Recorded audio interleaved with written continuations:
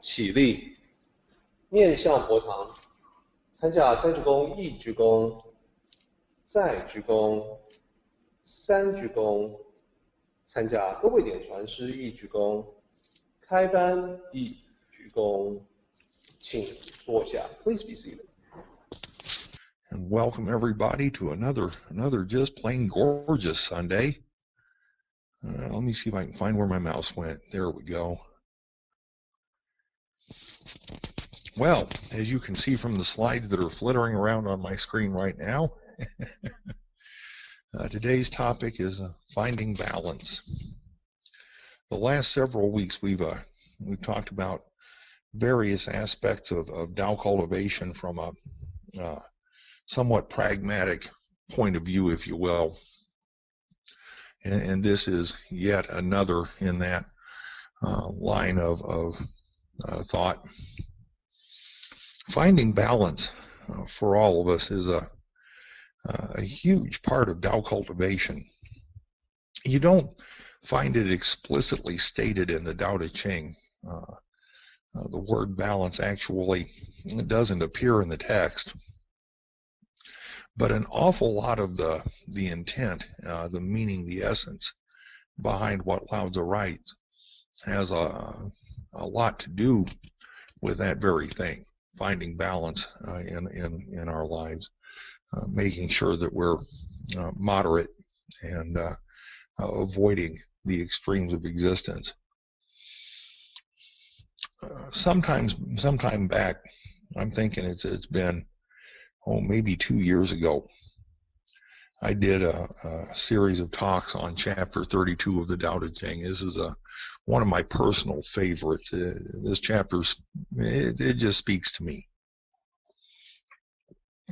And so often, it's the case that when we go back and reread chapters from the Tao Te Ching, as we grow and mature in Tao cultivation, that we see and hear things, that we gain understanding we didn't have before.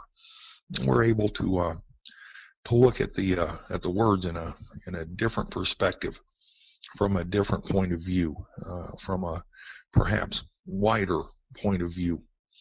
And I recalled while I was preparing this week's talk that we'd done this chapter before in a couple of different ways, and it kind of gave me a moment to pause there to consider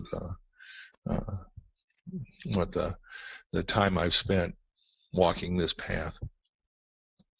Chapter 32 starts out, the Tao eternally nameless. Its simplicity, although imperceptible, cannot be treated by the world as subservient. If the sovereign can hold on to it, all will follow by themselves. Heaven and earth together in harmony will rain sweet dew. People will not need to force it. It will adjust by itself. In the beginning there were names. Names came to exist everywhere. One should know when to stop, knowing when to stop, thus avoiding danger. The existence of the Tao in the world is like streams in the valley into rivers and the ocean. I don't know why this particular chapter is so profound to me, perhaps beyond many others. This and a couple of chapters coming up. But the thought of heaven and earth together, raining down sweet dew, for me is just a really cool mental picture.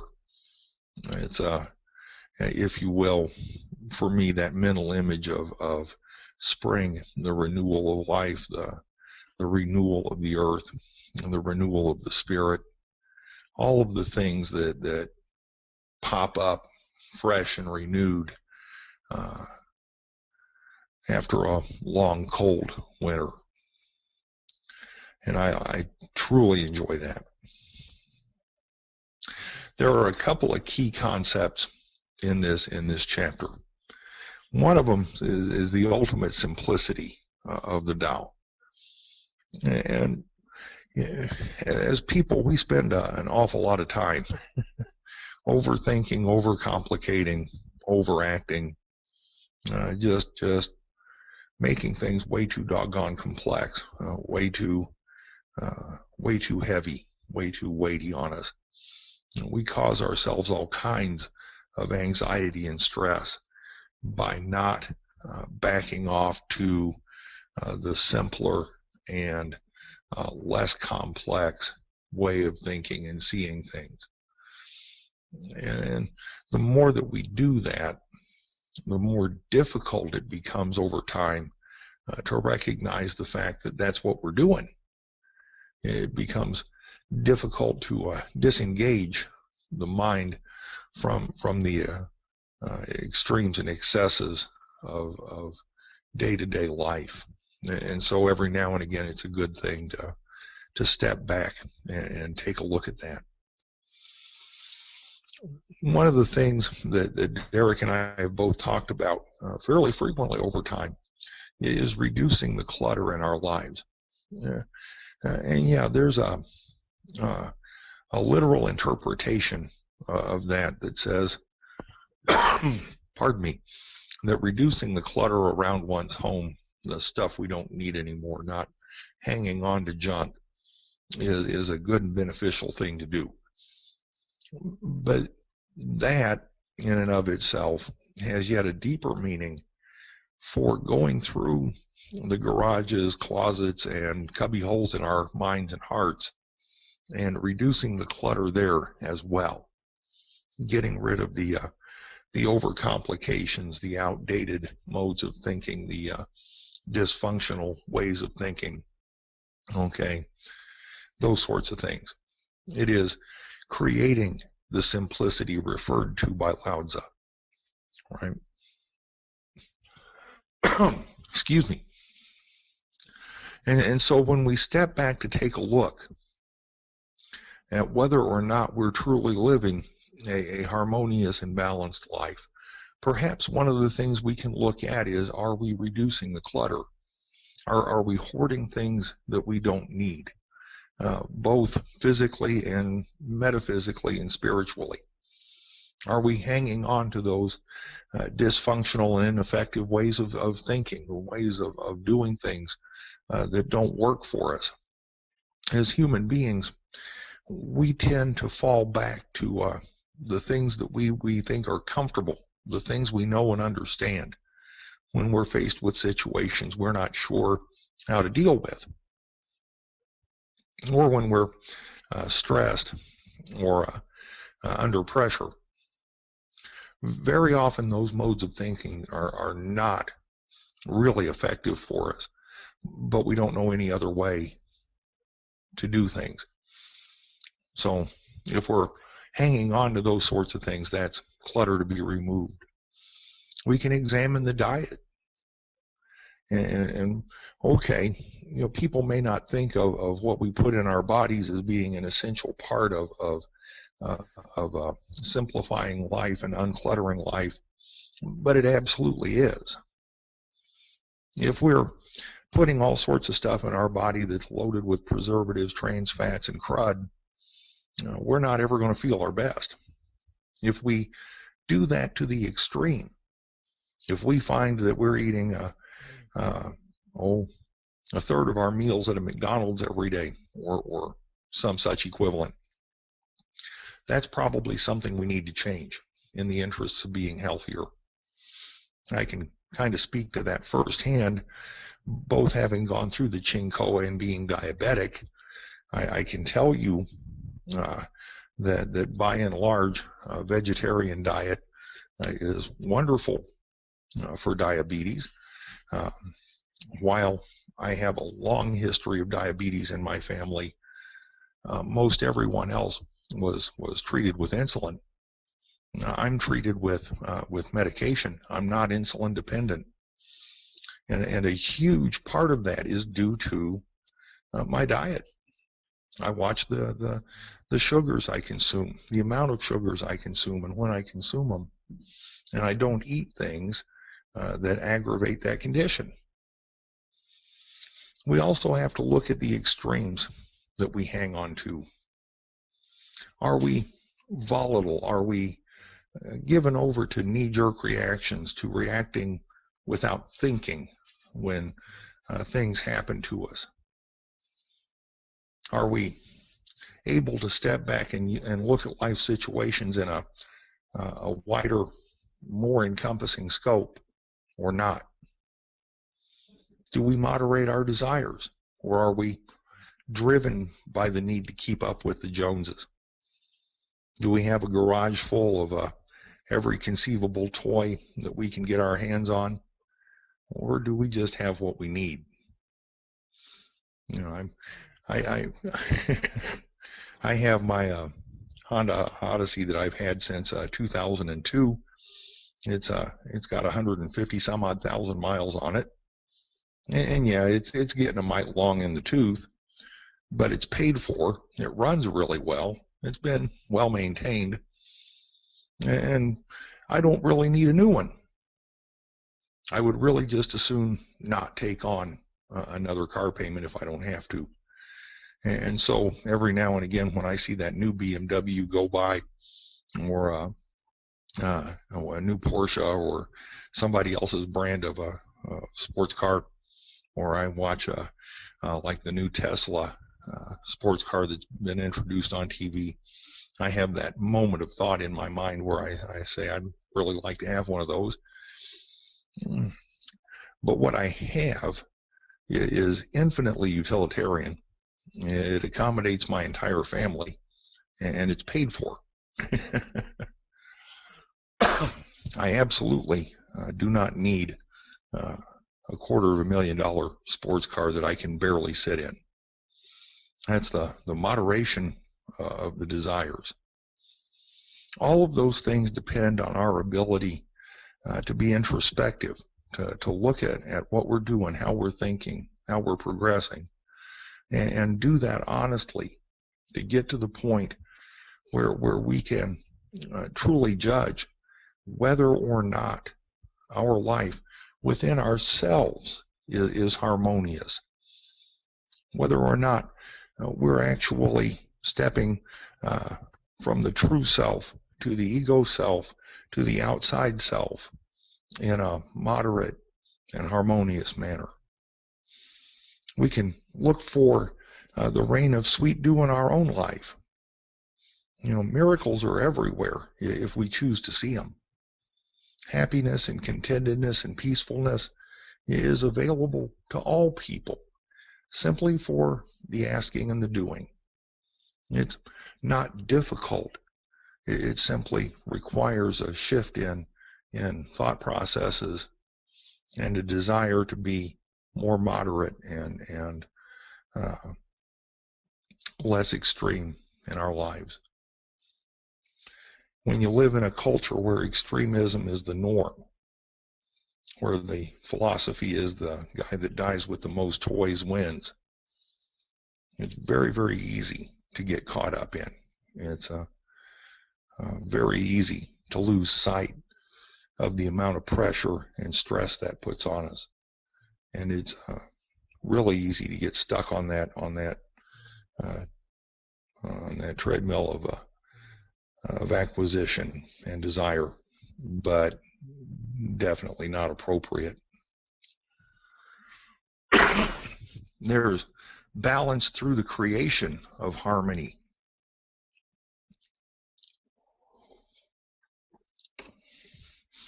This is a huge topic in cultivation. It is.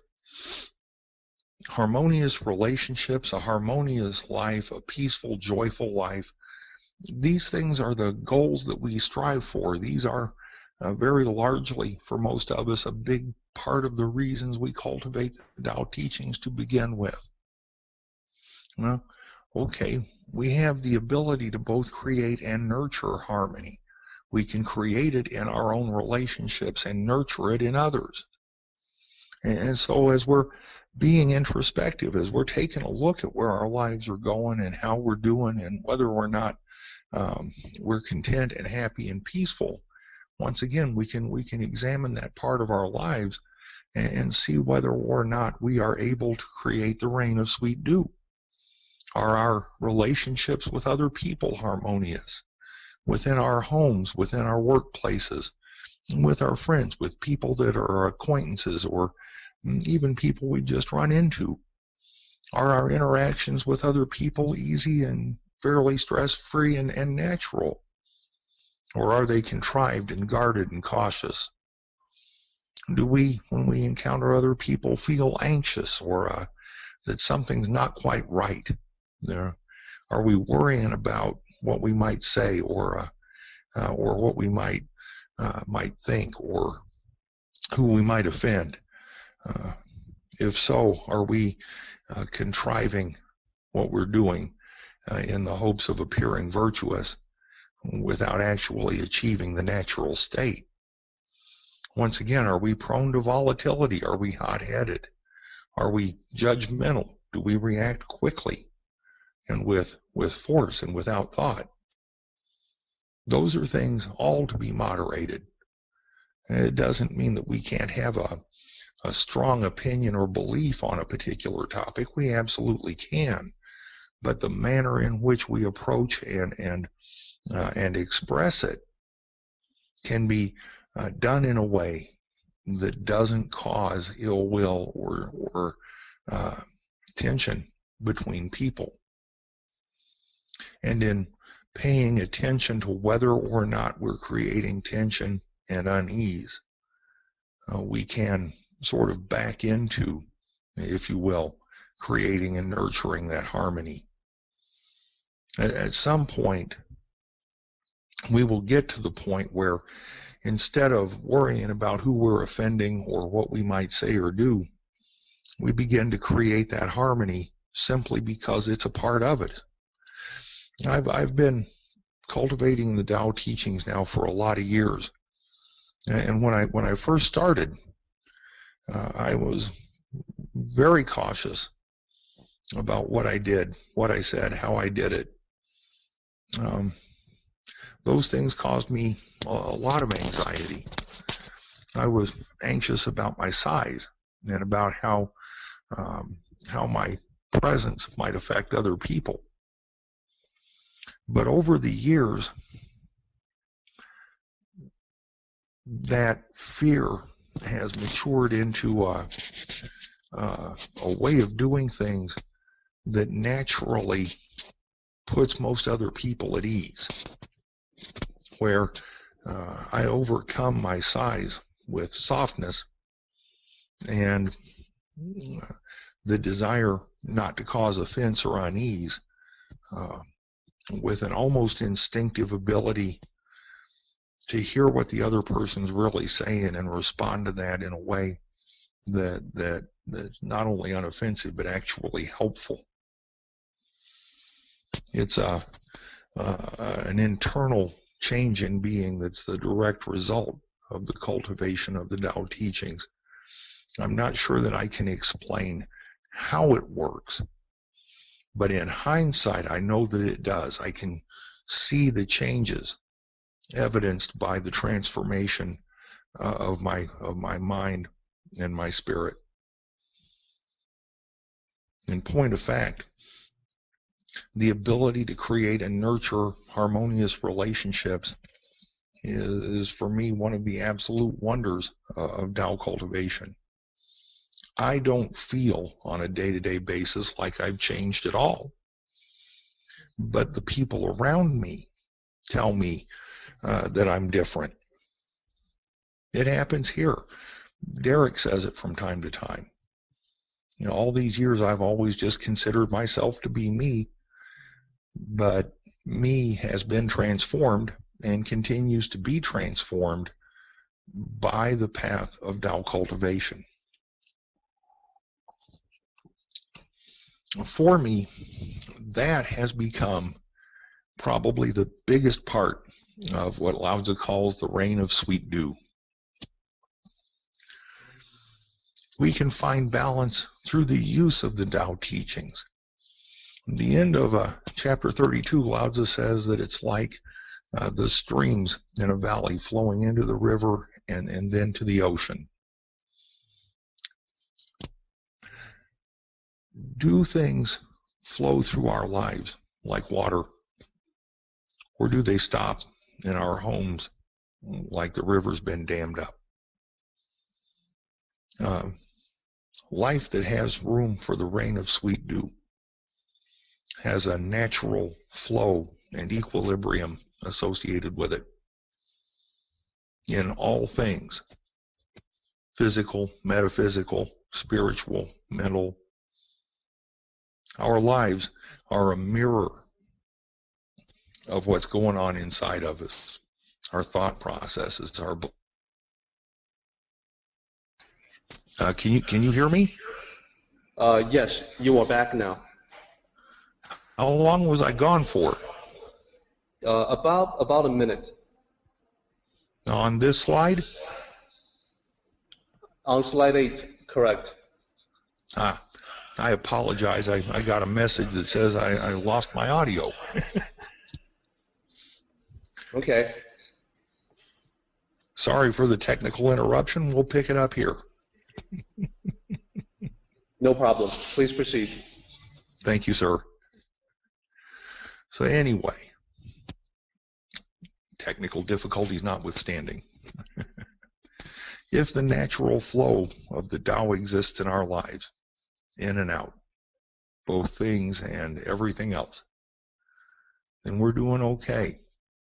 Do we know when to stop? Prior to the lines regarding the streams into the river and the ocean, it says that, names came into existence and names were everywhere. That we should know when to stop, and by knowing when to stop, avoid danger, avoid problems. Not knowing when to stop, no matter what it is we don't know what to stop about, is a problem.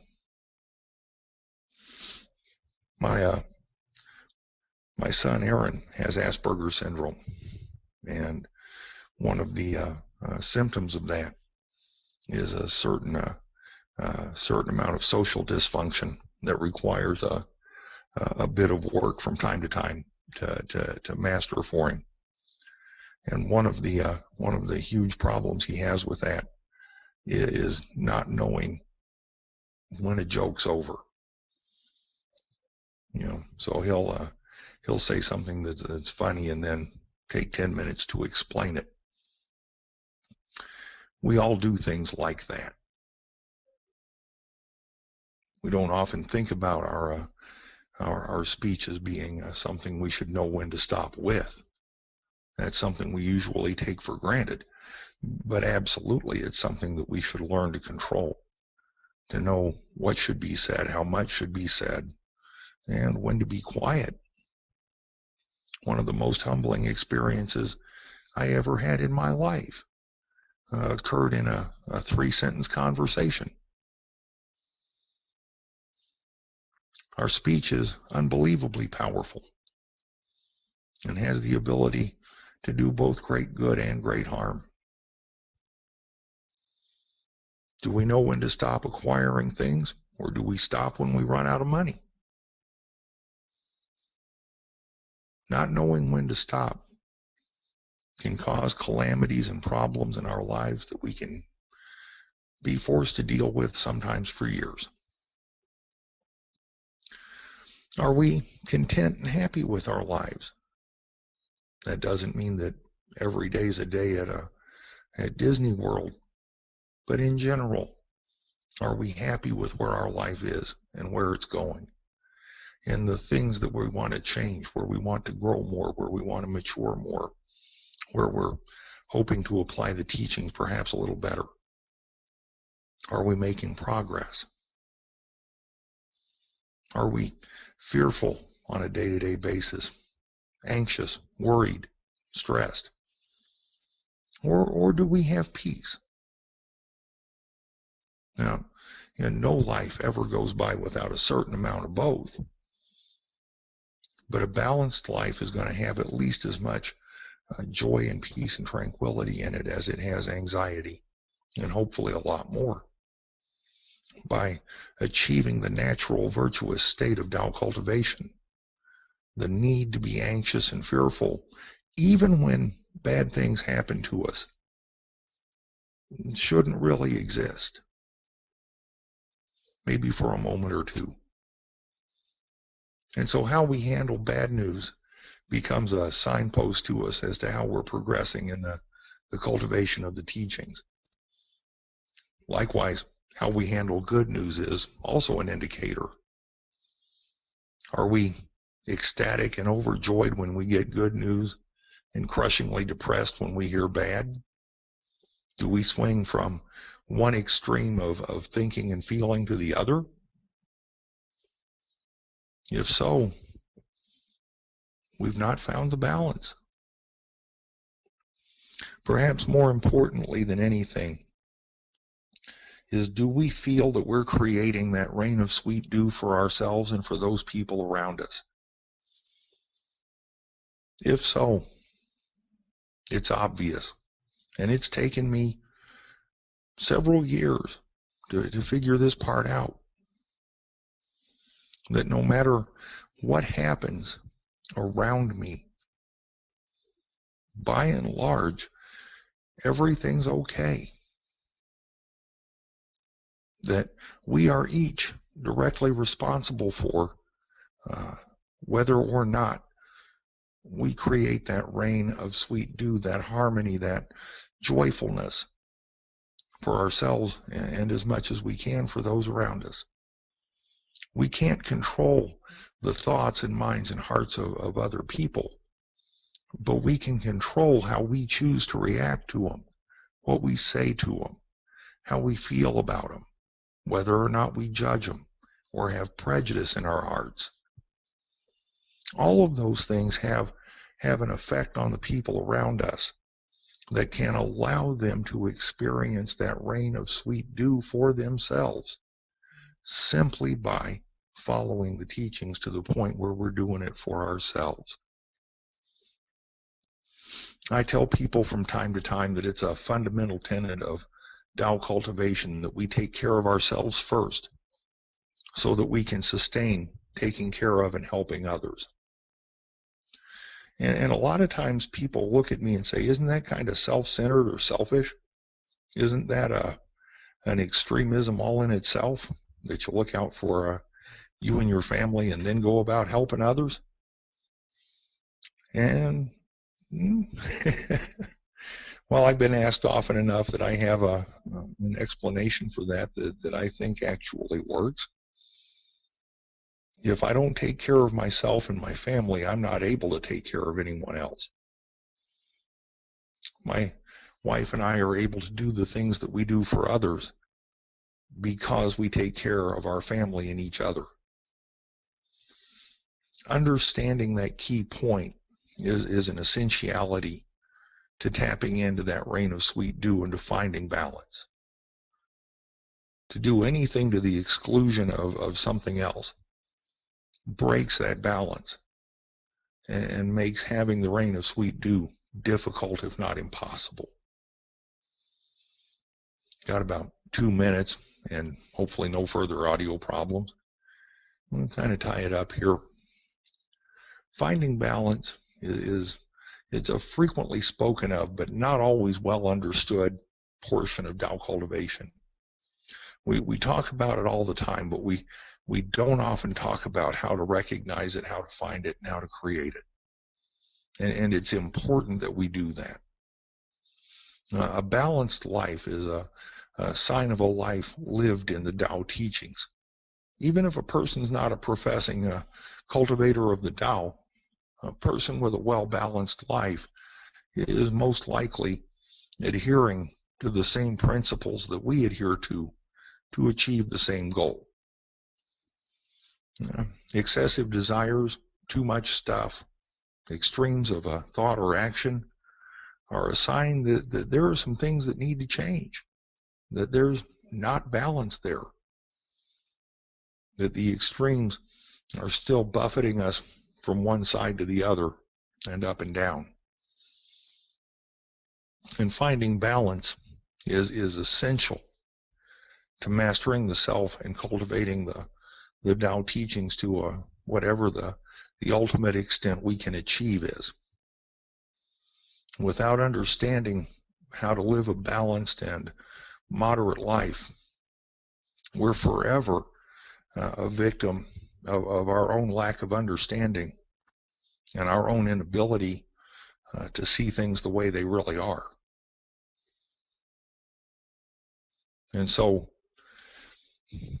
with ourselves being the sovereign spoken of in chapter 32, if we can hold on to the Tao, if we can put these teachings into practice and good use, heaven and earth together in harmony will rain sweet dew for all of us.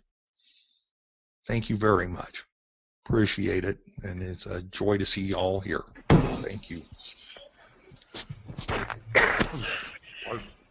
Bill, thank you very much.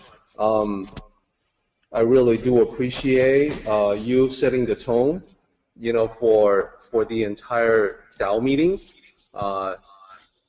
And it kind of brings me to mind what you and I had talked about before, you being sort of the vanguard, a role to which you are destined to play.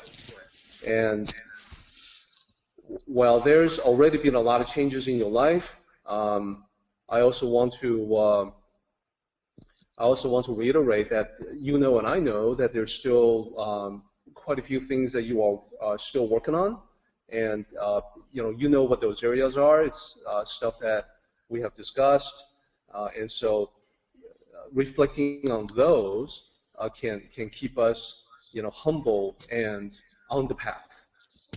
So humble in particular.